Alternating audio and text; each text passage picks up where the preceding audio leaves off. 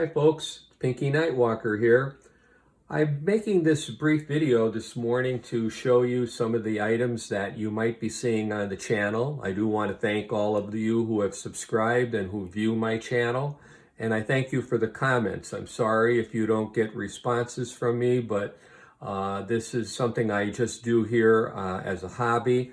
I don't have a lot of time to do all of those things, but I do read them. I do enjoy them, and I do thank you for them, and I hope that the viewers would look at the comments and see what they can glean from that and come away with.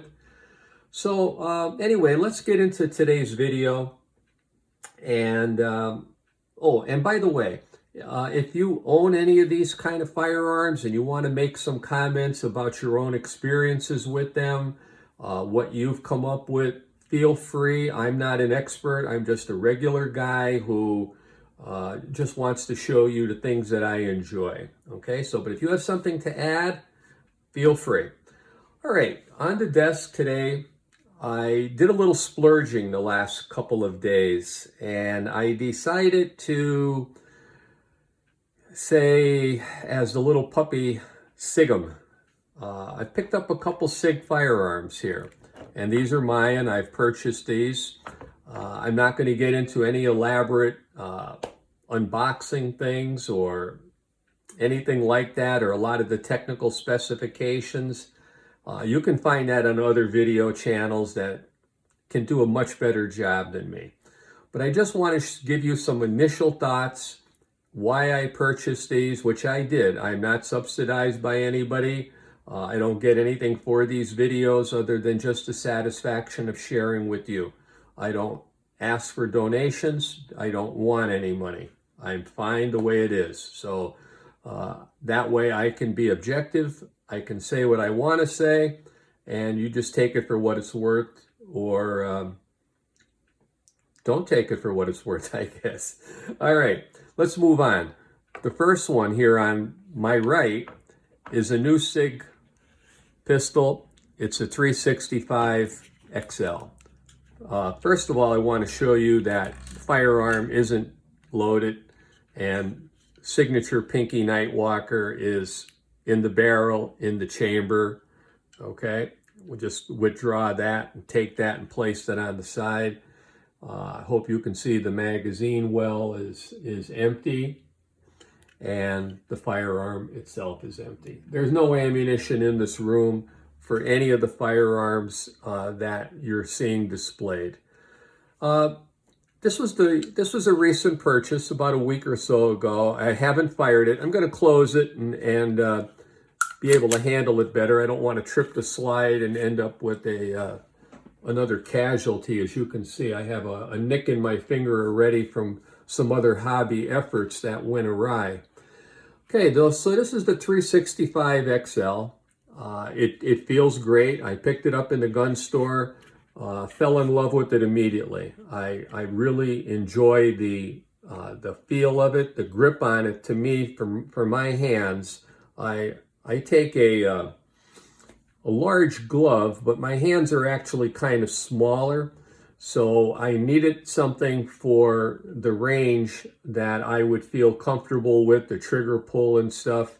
And like I said, I have demonstrated it's empty. There's nobody in the room. There's nobody in any nearby direction. So we can just take a look and say, let's see how the trigger pull is on this gun.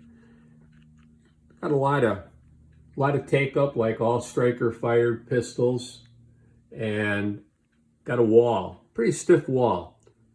A little bit of creep, more, and it fires. This gun here does have a rather gritty trigger, a lot of extra pull on it. It doesn't deter me because of the fact that if I feel comfortable in the future, I may end up using this in more than just range activities. May want to decide to carry this, and I think that with the heavier trigger and so forth, I'm okay with that. Came with night sights, and by the way, these night sights, I can't really show you on video, I don't have the capabilities of it, are excellent. The sight picture is very crisp. I mean, a lot of that's going to depend on your own eyes and stuff like that. But the brightness of these sights are amazing. I took them into the basement and turned off the lights and so forth, really dark, and couldn't get over how bright those sights were. They're all metal, they appear to be, and so forth. And I'm looking forward to getting out to the range and testing this thing out and seeing how it feels. It does have the optics cut in it. The plate is on there, as you can see. I don't have any intentions of putting an optic on this gun. I'm not into that, but who knows what the future will bring. It's possible I might. Anyway, it does have a little bit of a flared magazine well. The texture on the grips are fine. I like the undercut on the trigger guard here. As you can see, it's pretty well undercut, and that feels good in my fingers, in my hand, because I had a lot of problems with trigger guards coming up to my knuckle in here. You'll see sometimes that that occurs with Glock pistols. I have a few of those, and the trigger guards, I've seen people cut them and do things to them and reshape them. I don't think I'd want to do something like that, but I guess you could if you wanted to. This is a 9mm pistol. Looks like the magazines that it came with are 12 round. And I don't know if you can see it. Something gratifying. It says here, made in America, or made in the USA. So they look good to me. They don't have the casing on them like the Glocks with all the plastic. But they are 12 rounds, which will give you quite a bit of firepower. I think this came with 3 magazines, which should be enough to get the job done, to get started with it. Oh, by the way, my fingers, I recently joined an organization called the IDPA, and that's the International Defensive Pistol Association. I had an opportunity to shoot informally in a local match and last year, and I really enjoyed it. It was something kind of cool, and I think maybe my future will be to try these out in the different divisions. I guess I would use this in a backup type of a situation, or whatever they have. And then the other one, which I'm going to move into right now, we'll just close this for the moment. And by the way, it came with a really nice case. Case is solid, well made, got the foam in it. I think this is something you can travel to and from the range with comfortably, and should keep your gun from getting damaged in the in transit. I don't know if it's airline or anything safe and things like that. I've never done that. Somebody else could comment on that if they would like. So let's go into the other one. Going back to this, first of all, this is the P365XL. And I did not get it with the porting or anything. I just don't really care for that idea. Don't really want it at this point in my life. But I do like the balance and the pointability of this gun. It just feels really great out of the box. Moving over here, just push this over here a little bit out of the way. Get these decals. They sent me quite a bit of things. I kind of enjoy those little decals. We'll see how they work out. Okay, this is another Sig, and this is a full-size one. This is the Sig P320, and it's the X frame, so it's a FX, I guess it's called, a full size. It's probably somewhere here on the box. Let's see, yeah, XF-9. So let me show you first of all that the firearm is not loaded. There's another pinky, and we'll just take that out of here. Okay, put that aside. So here's this. I'm going to close this, by the way. Like I said, we did show you that it's empty. Okay, and there's nothing in the chamber. Again, nothing in the room for this gun. No ammunition.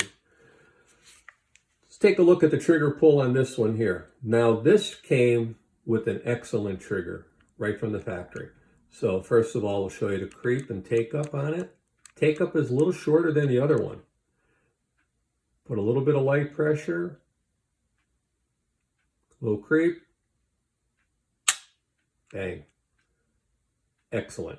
I'd have to say that this trigger here is probably one of the better striker fire triggers that I've seen from anything that I've purchased right out of the box.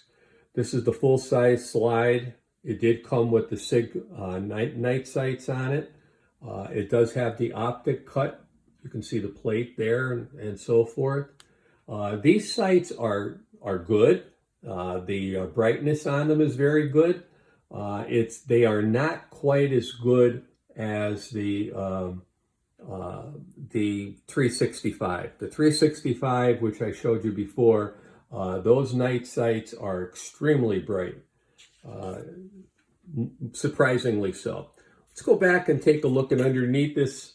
This does have a flared magazine well right from the factory. It's not a big flare, but with the tapered magazines that go into it, I don't think it's going to be an issue. Let's lock this back again and show you that magazine well. Maybe some of that light will get in there a little better. And I guess it has places where you can attach things to it, probably another extended magazine well and so forth. Love the grips on this.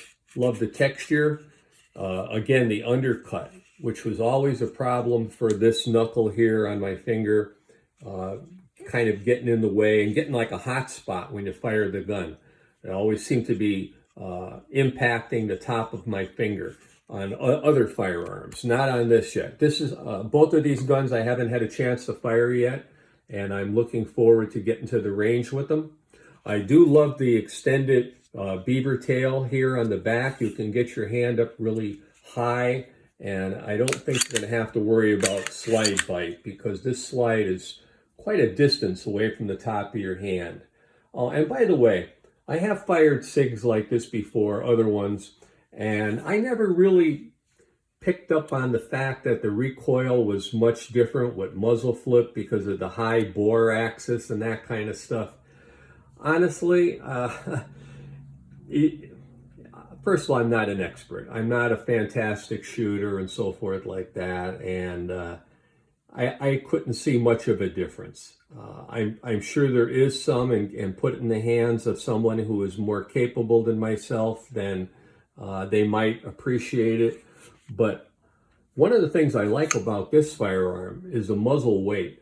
It is front end heavy. And I think for the type of shooting that I'm looking forward to doing with it at the range, that extra weight and heft will give me a little more stability of keeping these sights right where I want them on target, okay? All right, so this gun here came with magazines that are 15 round capacity. I guess you can get less and stuff for states and areas that you might live in that restrict that. Where I live here in Pennsylvania, there is no restrictions. And again, these magazines here are made in the United States. They have the holes in there, witness holes, I guess, that show you how much rounds. I'm sorry, I could have said that these hold 15. They're 17. I made a mistake there, sorry. The only thing is with the follower. Now, I don't know if SIG can do it or not or why they don't, but I have seen other firearms have a little bit brighter color followers for the, which would show the magazine to be empty, a little quicker to do a chamber check. Maybe SIG would pick up on that at some point and see if they could change that. Black is okay. It doesn't show up maybe the powder and stuff like that and the residue. But I really think that a brightly colored magazine follower would help a lot of people and give somebody a little more confidence that their checking of the chamber and the whole area has been thorough. So anyway, at some point in time, we'll get out to the range and shoot these two firearms and see how they perform. I'm really looking forward to it. I have shot SIGs before. I haven't really owned any other than one, which was for a very brief period of time. And that's another story for another day. So this is the full-size SIG. It's an X model, as you can see from the style of the grip. And this grip for my hands, and I have small hands, like I said, you can see how far my trigger finger can reach. And if you look at this side, I can put more finger on the trigger than I need to. So I can move my finger in and out past this flat trigger, which is the flat style trigger, with plenty of room and get used to it. So I'm looking forward. It looks to be an ambi gun that the magazine release, which is on this side now, which I'm right-handed, can be switched around to the opposite side. There is provision there, and I'm sure the instruction manual will tell you how to go about doing that. Like I said, love this undercut. This is something that many of the manufacturers should take a little look at. Goes a long way. Now, off in the distance here, you will see the barrel of something near my watch and my desk clock. Let's give you a little idea of what that could be. It's a Garrand. This is an M1 Garrand. It's chambered in 3006 Springfield. This is something that I picked up from the CMP, the Civilian Marksman Program. I qualified for that, both on age and participation in a local shooting club, which does qualify me for that. I have shot that gun. You can see the chamber flag in it, so it's not loaded. There's no ammunition here for that gun. That is a fantastic firearm. This dates back to the World War I era. That particular firearm was produced, according to the receiver identification numbers, probably towards the end of the war, in about 1945.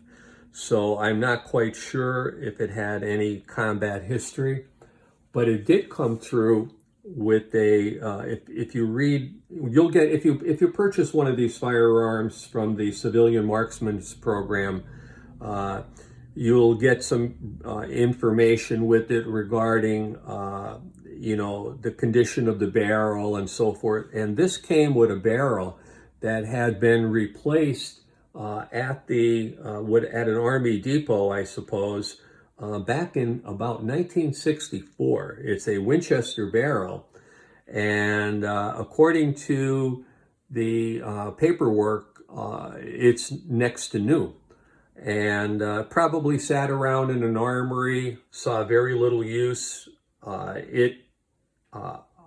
To verify it, I shot the firearm. I've shot this, I wouldn't say quite a bit, but enough to tell you that it is a tack driver. I shoot commercial, Garrand, recommended ammunition. And let me just point that out, by the way.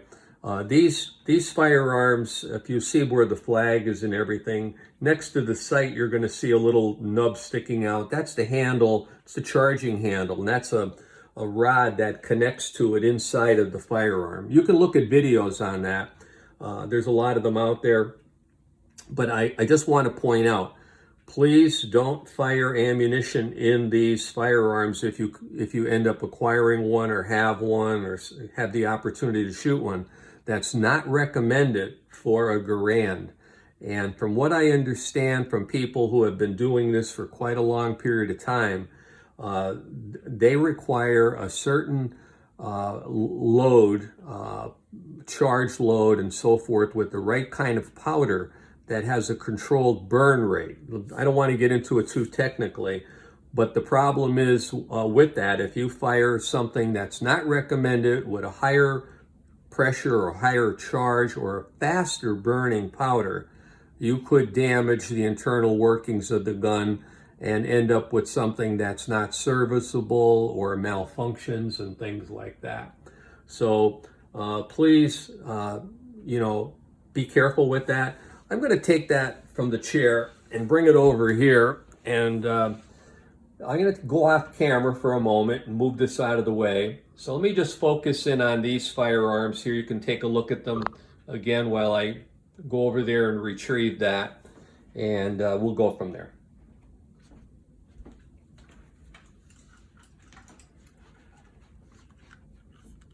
Okay, as I said, firearm is empty. Here's the chamber flag, and that is the magazine. Well, not the magazine well. This has a internal magazine. It's a box in there that holds the ammunition. There are clips that come with it. You can see the adjustments on the back of it. That's for the elevation and windage. Fantastic firearm. Of course, the stocks that come with it are mismatched and stuff. And this one here was a service grade at the time. They're not always available. And you can see the end of it here with the muzzle and the gas. This is gas operated. There's a gas tube, and you'll see a bayonet lug on the bottom here. The wood on it's actually good. It's a little dinged up and stuff. There's no real cracks or anything like that. Looks like it has some kind of rack numbers that probably somebody at an armory or somewhere put on it back in its day. I'll move this over here. You can see some scratches, but it's an excellent shooter. So if you ever get a chance to shoot one of these, and the recoil's not bad. You would think for a high caliber rifle, but then again, it weighs a substantial amount. This here is to eject your ammunition if you had to. It comes with one clip, and a clip is different than a magazine, so you can go and research that on your own. But it comes with an ejectable clip that pops out after the last round is fired. So something pretty good. I really enjoy this. Let me just take this and put this firearm down.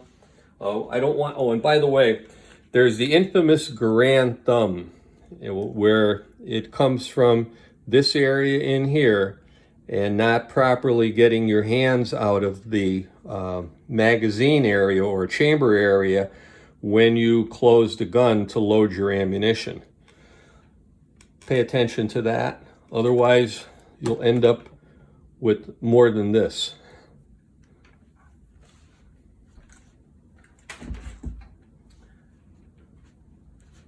So again, there's the Garrand, and great firearm. Well, folks, thank you. Thanks for watching. I hope this wasn't all that boring for you. We'll look forward to getting these to the range and giving some feedback to you guys. And thanks a lot for viewing today. Pinky, over and out.